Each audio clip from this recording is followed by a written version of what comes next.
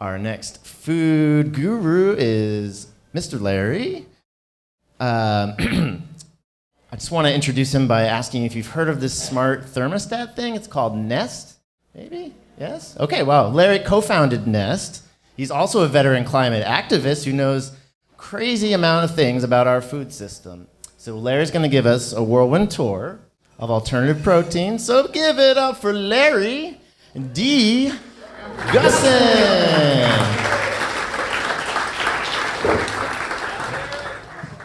Okay, so I'm not an expert in this. This is first half of what will be a research paper, and I have a 700-word story to tell in 5 minutes, so let's go. I'm going to say slide when it's ready. Okay. So I've been in climate tech and activism since 2007. I was at Nest at 2009. My prompt for this talk is, should climate NGOs and funders engage on alternative proteins? Food is a climate and environmental disaster, but they haven't so far because they haven't seen solutions big enough to bend the curve on climate in the way renewables and EVs do on climate's energy side. Slide. These numbers and pictures show us global factory farming.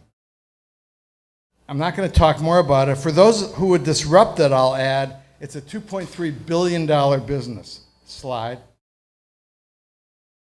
What I'll call Alt Proteins 1.0 launched in 2017 and soon got to a niche scale.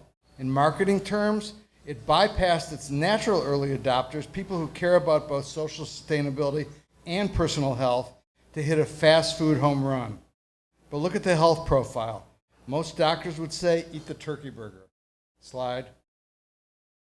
Now, I'll jump to what I call 3.0 or cultured meat for just this slide. It shows a goal to make animal meat from animal cells. This gets a lot of attention, yet it's 5 to 10 years from scale and so not ready for climate-side support. But before moving on, take a glance at the bioreactor. It is what the rest of this talk will mostly be about. And fortunately, we had a talk on microorganisms, so slide. Okay, this fits the bar. The man in Oaxaca, Mexico is stirring a wooden tub of cut agave where airborne wild yeasts break down tough cactus fibers. This natural fermentation is part of making mezcal. And the pic at right shows ancient Egyptian winemaking built on airborne fermentation. I'll omit a third pic from any microbrewery where yeast bred for specialization swim in closed steel tanks. Yet both the open tubs and the closed tanks are bioreactors. Many foods are made from fermentation. Slide, please. My one techie slide.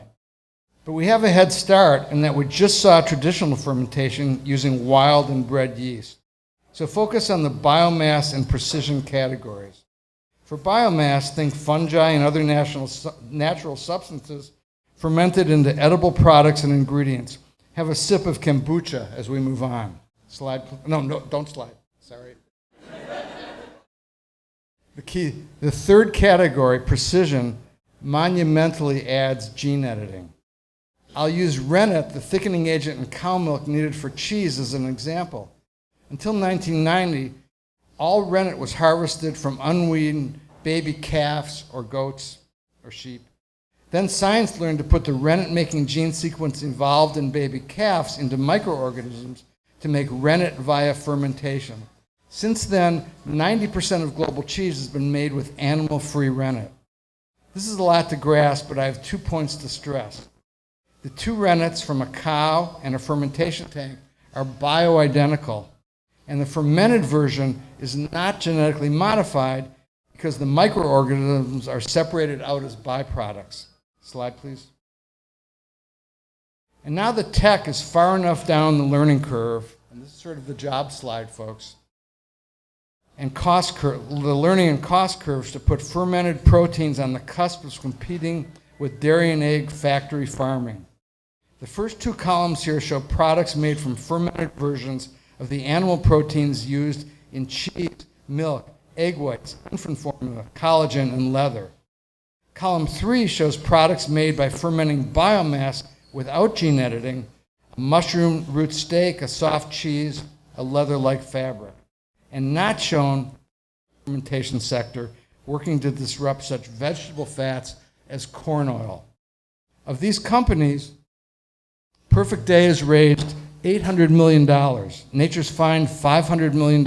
Every company, $240 million. Globally, there are 100 plus fermentation startups, while the entire all-protein sector now has $14 billion in venture funding. We see the fermentation platform, what I call All Proteins 2.0, starting to launch. This will soon yield many new products and, through ingredients, tastier, healthy versions of 1.0 products like our burgers. Last slide, please. The top banners here are the 2-decade-old all-protein nonprofits. The bottom ones of fermentation trade groups begun this year. And now I'll end my talk with my prompt. Is fermentation a disruptive climate technology on the cusp of scaling to make animal equivalent foods that are sustainable and healthy?